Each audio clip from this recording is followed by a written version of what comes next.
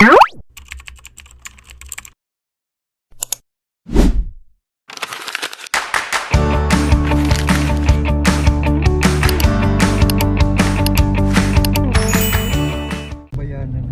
check for 12 a.m. Commonwealth. Ang luwag ng Commonwealth pag 4 Good morning, guys. Time check is 7:43 a.m. Actually 7 a.m. pa lang nandito na kami. So kung pupunta kayo dito, better na may dala kayong mga foods. Yan ang bibili naman, kaso medyo pricey. Magsisinigang lang kami for lunch. Nabutan ng 500 pesos. 500 pesos na. Eh, ganun talaga kasi malayo yung malayo yung bayan. Parang mga 45 minutes pa simula dito. Layo. Dapat pala nagdala ng mga may cooler naman, lagyan ng yelo. Kasya ba siya? Kasi Kasya. Lawak. Sobrang maulan. Mahina siya ang driver. Nakaraan pa daw pala umuulan dito, sabi ng babae. Tumalapit dito yung bagyo na eh. Umalis kami sa bahay from Quezon City. Umalis kami ng alas 4. Dumating kami dito mga 7. So mga 3 hours ang biyahe. Hindi daw uso yellow, guys. So better na magdala kayo ng ice o pumunta kayo dito. Malamig pa na din. Maganda naman yung daanan nila dito, patag. So kahit anong klase ng sasakyan makakaraan. So yung daanan niya. Ang ganda ng daanan nila dito, patag na patag eh. Mura ang tinda nila sa Sogo. Samantalang dun sa isang daan. Dito 70 lang. Kasi isang piraso. Puntahan namin.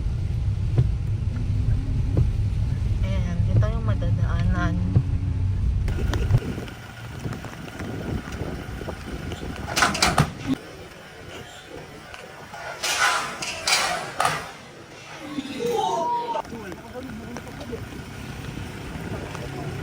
Yun na nga, nabalahaw tayo until down, nandito pa rin tayo. So ito po siya. Tatry nilang itulak muna yung maghahatak sa atin. Yan, si Kuya. Try nila yung 4x4 Raptor, itulak muna. Isasampa lang dun sa may plank. Para pag nakasampa na sa plank, ikakabit ulit yung parang cord na panghatak sa atin. Ito na yung pinakaunang balahaw ng sasakyan namin. 4x2 lang kami. Tapos maulan kasi ngayon. malambot ang lupa. Malambot yung lupa. Nagtanong naman kami sa caretaker. May caretaker na sumalubong sa amin. Tinanong namin kung kaya 4x2. Sabi, sige lang, akyat lang. Kaya naman. Buwelo lang kasi malambot. Tapos ayun na, sa kalagitnaan, ayun na nga, ang delubyo. Ayan yung tutulong sa atin, si Kuya.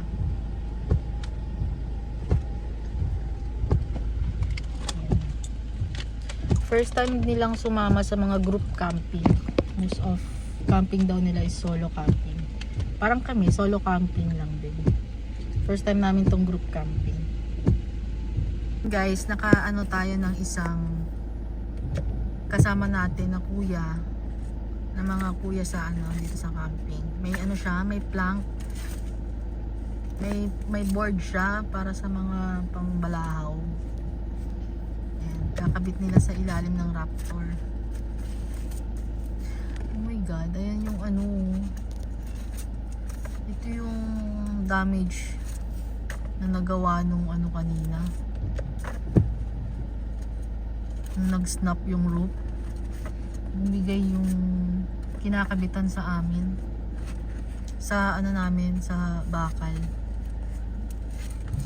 So guys, pag magkakabit kayo ng ganyan tali sa panghata, kailangan sa ilalim, yung mismong main ng ng sasakyan, yung bakal mismo.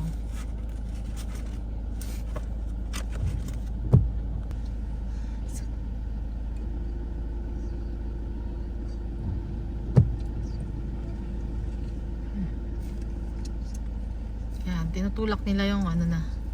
Para nabalaho na rin kasi yung ano, yung ating Raptor na kasama. So, tinatry nilang itulak para makaangat dun sa board. Oh, it's going. It's going. Yun! They're strong. Strong. Problema niyan.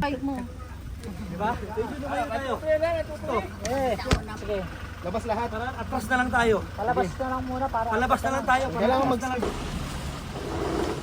Kami ay ang videoing. atras. Semento. Semento. So ayan, bababa na tayo. Success after balahaw. Nakaka-stress.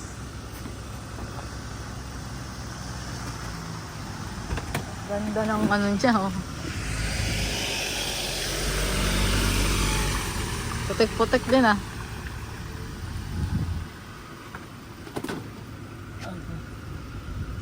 Hindi pong magaan-gaan dyan. Hindi, unang lang na muna natin. Lumalakas yung ulan.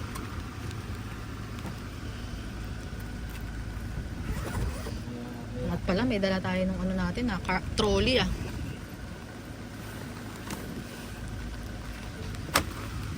Ayan na yung ulan, lumakas lalo.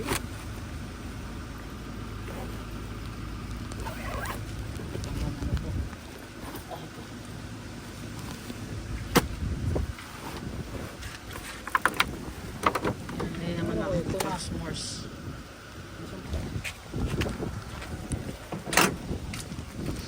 Kakabit muna natin yung tent natin. Kasi medyo malakas na yung ulan. So, as of this moment, magvo-voice over muna tayo kasi hindi rinig sa video yung sinasabi ko. Gawa ng napakalakas ng hangin. And ang maririnig nyo lang talaga sa video is yung wind. So, ayan, naglatag muna tayo ng ground sheet natin para pang-protekta dun sa tent natin para hindi pasukin yung loob. So, ayan. Tinatayo na natin yung ground sheet and first time namin tong itayo. Bali, first tent namin na nakuha to. May dati kaming tent pero kasi sobrang bigat nun and ang hirap i-assemble pag kaming dalawa lang. Kaya pinalitan namin, binenta namin siya. Then pinalitan namin ng medyo mas magaan pero yung kasya pa rin naman kami kasi maganda tong tent naman na to dahil nakakatayo kami sa loob, which is malaking tulong sa amin gawa ng may mga baby kami and mahilig sila sa, alam mo yung pag pinapatulog sinasayaw, so bagay na bagay talaga siya sa amin. Kaya ito yung nabili namin at saka napili naming tent. So ayan, ang hirap-hirap lang niyang ikabit ngayon dahil gawa ng ang lakas ng hangin tapos sobrang maulan pa and first time namin mag-camping ng ganitong bumabagyo.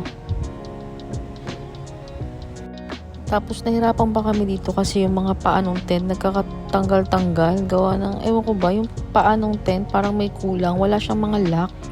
So kudos dun sa tumulong sa amin ulit, yung may-ari ng Ford na Red Raptor. So tinulungan niya kami doon. Hindi ko na-videohan siya pero hindi ko na nailagay dito sa clip kasi natumba pala yung cellphone ko dahil sa sobrang lakas ng hangin. So ayan, natapos namin siya dahil sa tulong nila. Tapos yan, kinabit na lang namin tong awning, yung pinaka payong ng awning, ayan, para maayos na namin yung loob natin.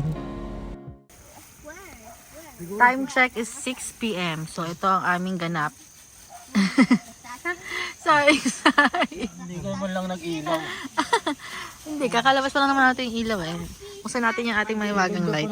Cherry! Wow! Where's the other one? Sabitan pala, meron pala ako. Ay, walang ulan oh. Silipin natin yung labas. No? Ito ang itsura ng aming pinuntahan. Anong tawag ulit dito? MCCP. Ano yun? MCCP ano? MCCP Glamping and Resort. Tapos ito ang itsura nung tent namin, set up. Sorry. Binagyo na. Sa lubong sa bagyo. Pero, di bale, sa susunod, maganda na setup niyan. Ano to first time naming parang nakatabingi na nga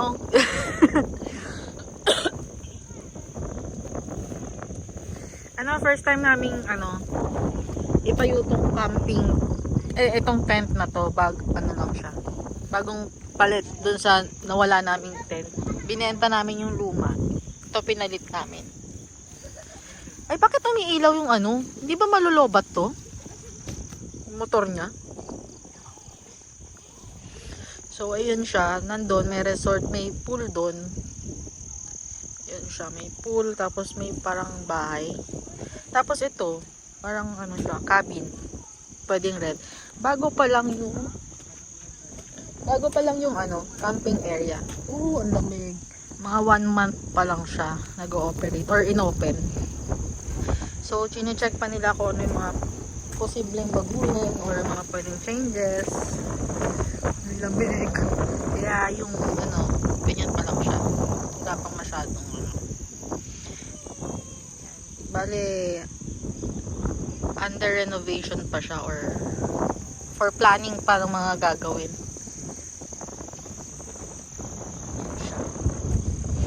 So ayan, maputik ngayon dito kasi nga gawa ng may bagyo. Tapos di ba kanina nabalaw kami tapos binabalaw din ang motor. Pasukan ng motor dito. Maganda kasi may gate sila dito sa taas para at least hindi mahirapan yung magkakaping umakyat kung sakaling masyadong ulan. Kasi tingnan mo yung putik nyo, ang lambot. Yung sa amin 4x2. Yung kanina na tumulong sa amin 4x4. Sobrang hamog ngayon gawa ng malakas yung ulan. Marami pang pwedeng baguhin dito. Ito mga nagkakamping. Hello po. Lamig. So, yan sila lahat mga nagka-camping. So, ito siya. Ito yung daanan ng tao, motor. Dito dumadaan yung mga motor ngayon. Lalo pag maulan. Oh, diba? Ang liliit ng mga dito ngayon. Lahat yan mga nagka-camping dito ngayon. Nawala na yung mga 4x4 Ay, yung ibang 4x4 pala nandun sa loob. Ang ganda setup nila. Naka-complete setup sila. For me ewan ko lang sa kanila kompleto na yun. Lamig, balik ka tayo. Tapos may daanan dyan. Yung daanan dito napababa is papunta na yan dun sa bahay kasi nandun yung nila, nandun yung CR, paliguan, tapos nandun din yung pool.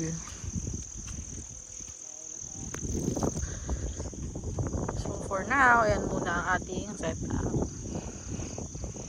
All black. Ang gulo na para ng yung evacuation center. Pero magaganda pa yan sa susunod. So, sa ngayon, ayan, ito muna. Tapos, saing muna tayo siya. Yeah. Yung binubuo niya is sabitan ng ilaw para sa table. Sana naman hindi lumundo, no? Ito, tinatamaan naman ng hangin.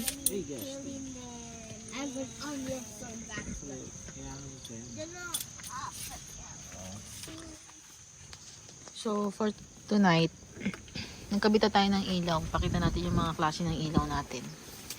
Hindi ko alam. Wala kasing brand no? Comment lang natin sa link yung kung saan namin nabibili to. Ay! Ano siya? Malakas naman siya.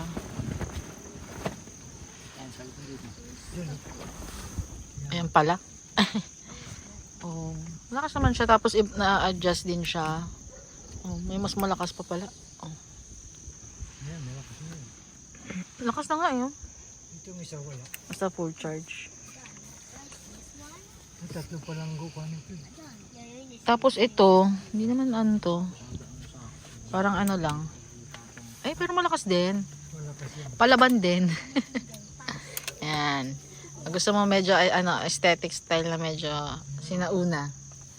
May ano din to eh. Solar ata siya. Solar siya. Oh. Nababago yung color niya. Nagiging warm, magiging ano, white. Tapos ito maganda rin. Ito maganda.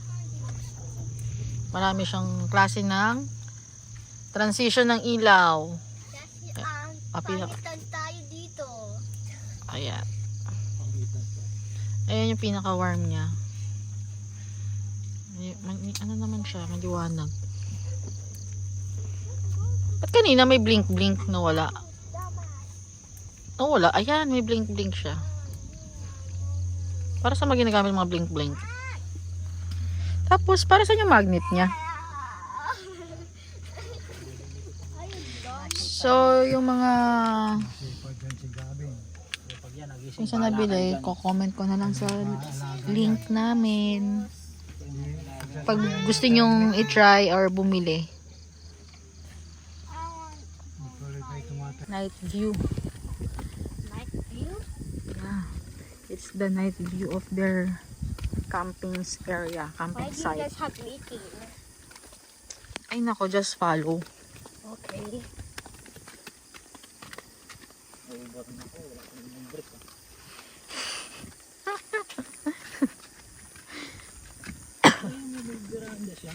May giranda. Ito? Giranda ba na? Oo. Bukas na nga ilaw. Oh. Kanina wala yan. It's because it's sunny. Sunny, it's evening na. The lights will be off. Bale, ito na yung bahay na nakikita from the entrance. Nandyan din yung CR. Tapos, meron din siya ditong swimming pool. Then, pwede rin mag-tent pitching. Kaso, doon na namin naisipan mag-tent pitching sa taas. Dahil nga, hindi naman nakapasok yung sasakyan namin. Which is the 4x2.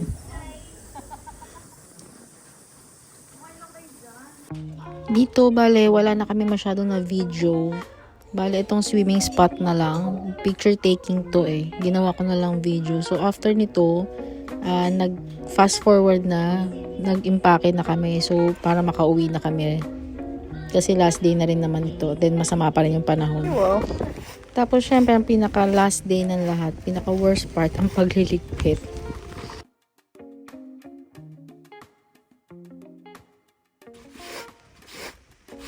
This is what you call camping with teamwork.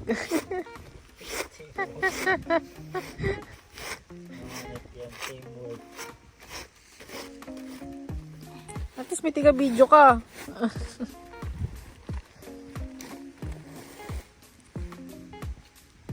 Ang ganda ng nature, di ba?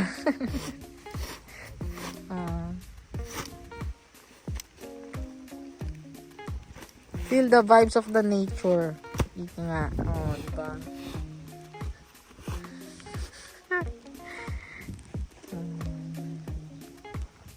Ganda ng view, di ba?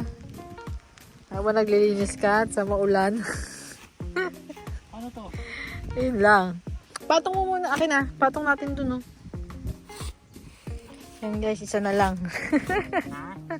Isa na lang, tapos na. Ang saya. Bali dito, inaasar ko na lang siya kasi siya lang yung nagliligpit sa amin. Then, basang-basa na rin kasi kami ng ulan. Para naman hindi masyadong nakakabagod para sa kanya. Ano lang yan, tatakbo lang naman sila dyan, oh. Oh, walang hawak kay baby, eh. Solo flight mo, tas mamaya magra-riot na tayo.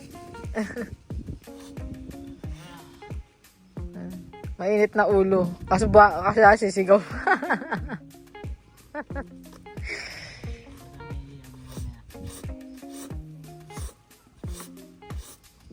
Dami kong lalaban, oh. Grabe.